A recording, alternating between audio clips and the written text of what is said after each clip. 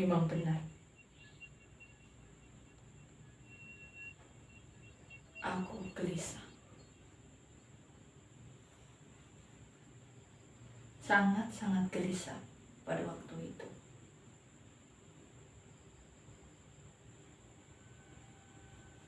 Dan sekarang pun masih.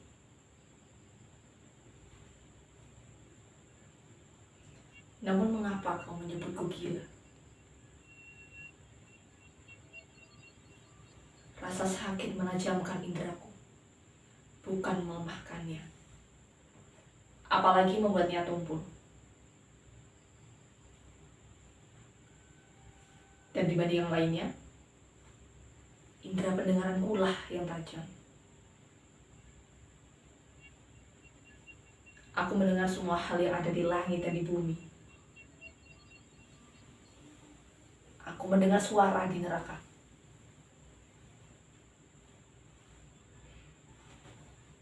Bagaimana aku bisa disebut gila? Kalian akan tahu betapa warasnya, betapa tenangnya aku menceritakan kepadamu seluruh kejadiannya.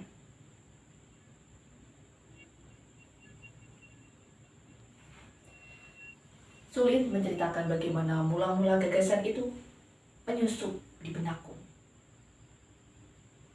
Tapi begitu masuk, ia memburuku siang malam. Tak ada niat dan dendamku. Aku mencintai orang tua itu. Dia pun tak berbuat salah kepadaku. Juga tak pernah melukai hatiku.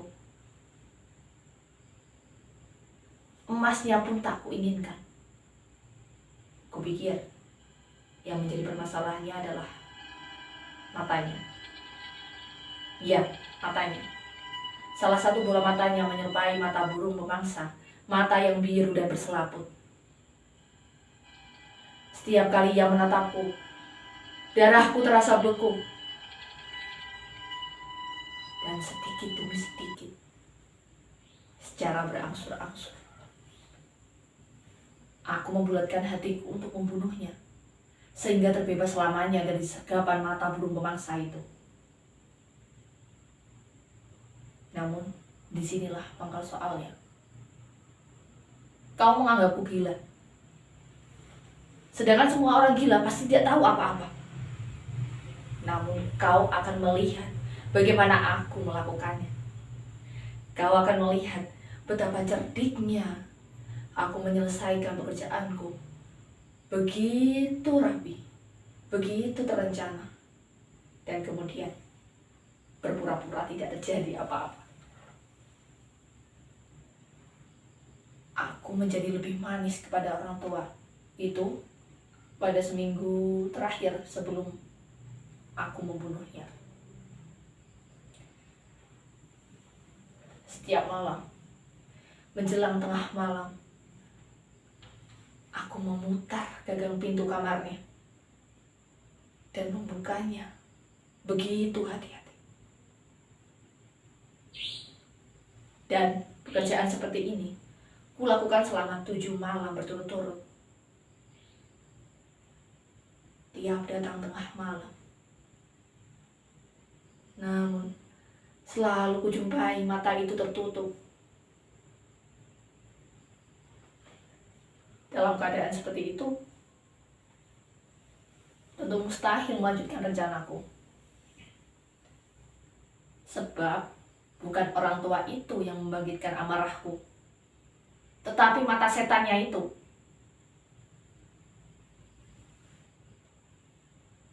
Lalu pagi harinya, di saat fajar, sengaja ku datangi kamarnya. Ku ajak ia bercakap-cakap. Ku sapa namanya dengan penuh semangat. Dan ku tanyakan, apakah tidurmu nyenyak semalam? Dengan demikian, kau tahu, diperlukan kecerdasan tertentu pada si tua itu untuk menduga bahwa setiap malam, tepat pukul 12, aku selalu mengamatinya ketika ia tidur. Pada malam ke-8, aku membuka pintu lebih hati-hati ketimbang malam-malam sebelumnya.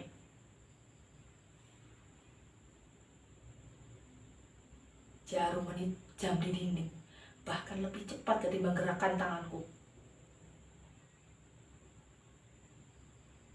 Baru pada malam itu aku merasakan begitu besarnya kekuatanku, begitu cerdiknya akalku.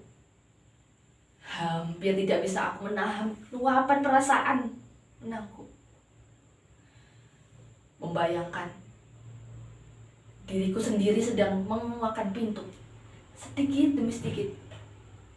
Dan orang tua itu bahkan tidak pernah berhayal tentang apa yang kulakukan dan apa yang kupikirkan. Tiba-tiba ku dengar rangan kecil. Dan aku tahu itulah rangan yang muncul karena teror kematian. Bukan rangan karena sakit atau duka cita. Sama sekali bukan. Itu suara lemah, orang yang tercekik. Suara yang muncul di dasar jiwa yang diteror kengerian.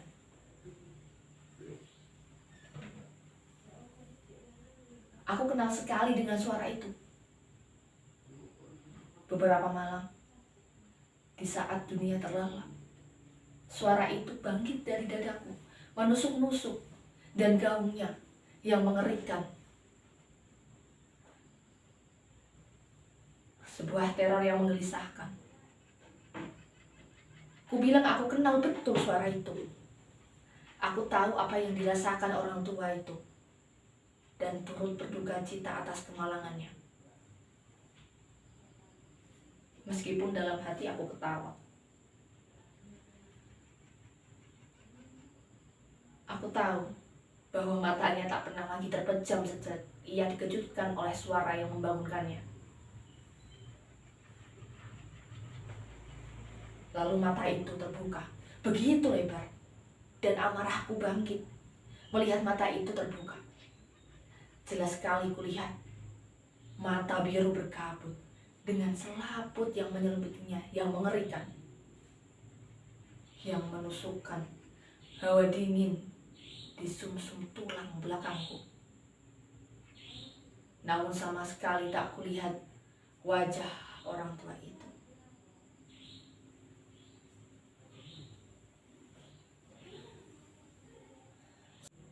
Sebab seolah dibimbing oleh naluriku, cahaya lentera ku arahkan tepat pada bulatan mata keparat itu.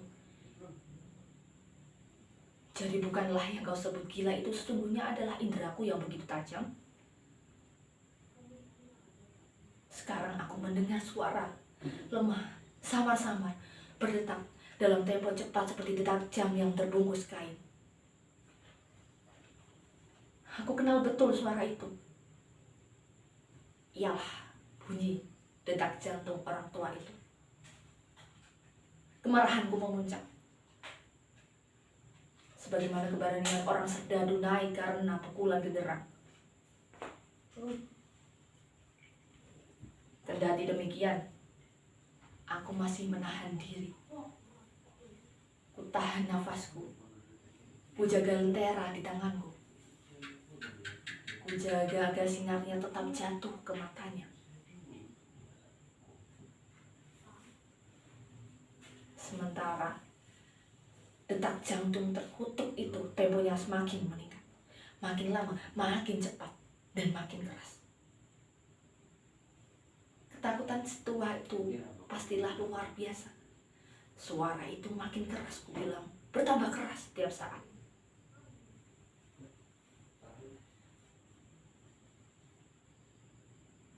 Kau, catatkah omonganku baik-baik. Telah kukatakan kepadamu bahwa aku gelisah. Begitulah yang aku rasakan. Dan sekarang, pada jam kematian malam itu, di tengah kebisuan yang mencekam di rumah tua itu, dendam aneh itu menyiksa aku layaknya sebuah teror yang tak tertanggungkan.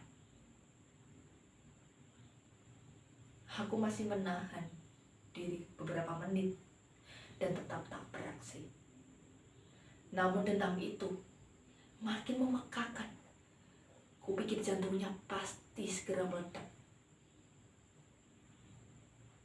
Dan sekarang aku merasakan kecemasan baru. Para tetangga pasti akan mendengar bunyi itu. Tiba sudah waktu bagi si tua. Dengan teriakan keras, aku membuka setiap katup lentera dan melompat ke dalam kamar. Sekali ia memekik, hanya sekali.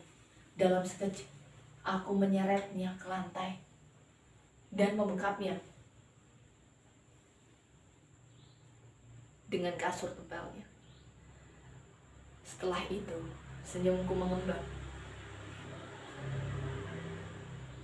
Semua pekerjaan beres. Bermenit-menit, janin itu masih berdetak sama-sama. Namun tak lagi membuatku jengkel. Ia tak akan mampu menembus dinding. Akhirnya, bunyi itu berhenti. Dan si tua sudah mati. Aku mengangkat kasur dan memeriksa mayatnya. Ya, dia sudah mati. Matanya tidak akan menyusahkan aku lagi.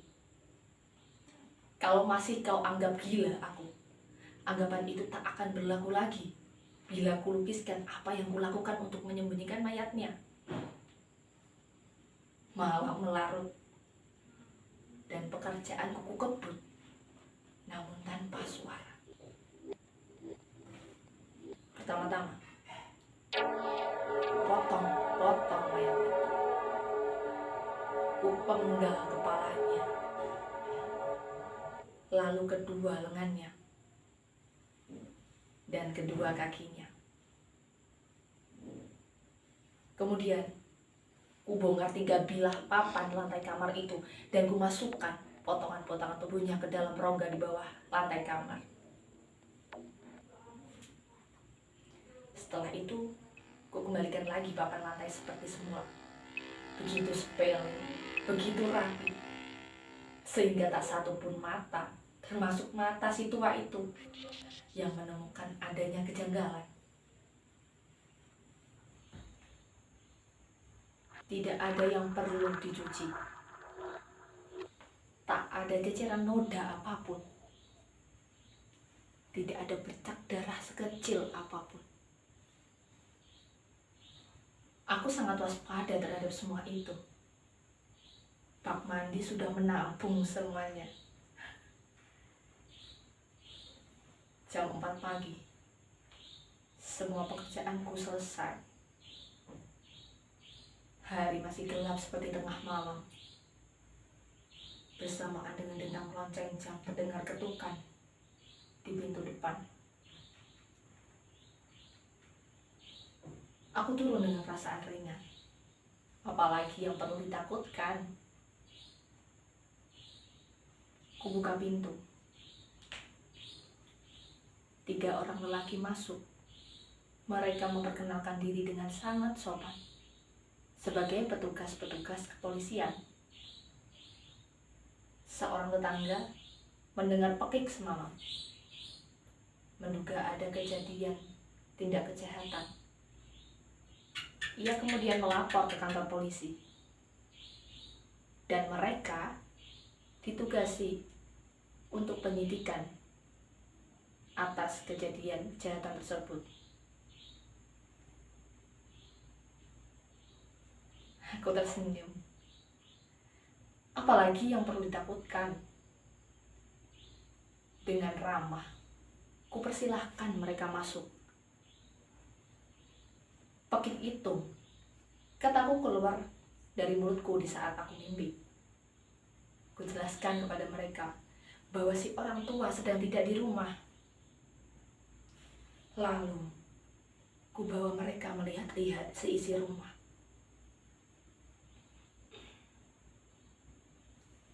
Kupersilahkan mereka memeriksa dengan teliti. Akhirnya, ku bawa ketiga orang itu ke kamar si tua. Ku perlihatkan kepada mereka barang-barang berharga miliknya.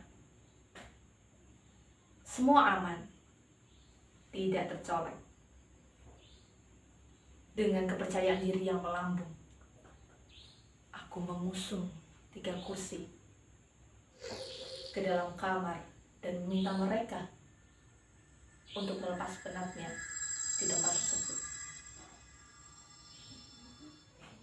Sementara aku sendiri dalam gelagah keberanian karena kemenangan yang sempurna, meletakkan kursiku tepat di atas tempat aku menyimpan korban.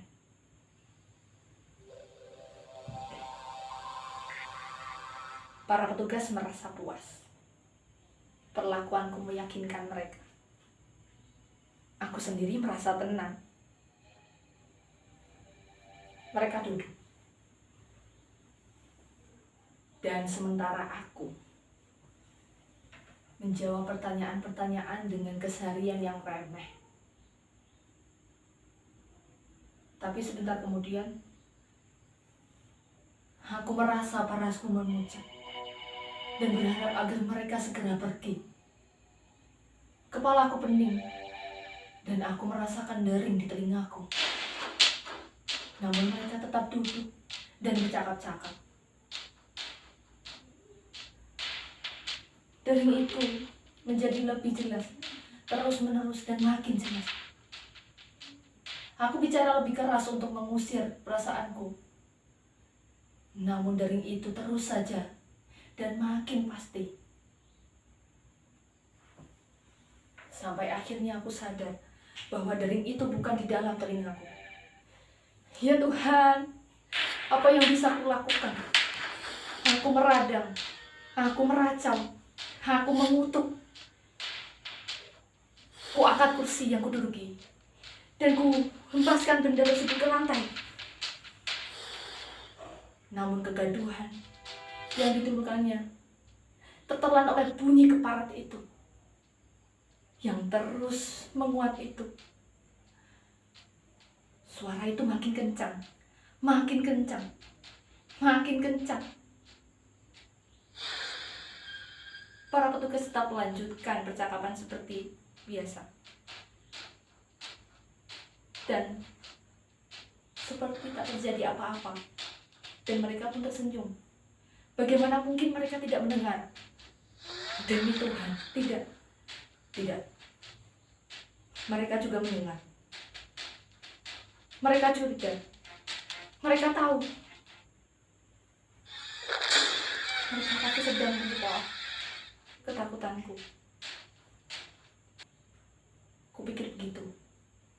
Cara lain kurasa jauh lebih baik dari siksaan seperti ini. Cara lain apapun lebih bisa dipertanggungkan daripada pelecehan ini. Aku tidak kuat. Aku tidak kuat lagi melihat senyum pura-pura mereka. Aku merasa bahwa aku harus berteriak atau mampus. Dan sekarang bunyi itu lagi. Dengar, makin kencang, makin kencang, makin kencang. Jangan, aku memaki. Tak usah berpura-pura lagi. Aku yang melakukan semuanya. Bongkar saja papan ini. Di sini, di sini, di sinilah dendam jahat.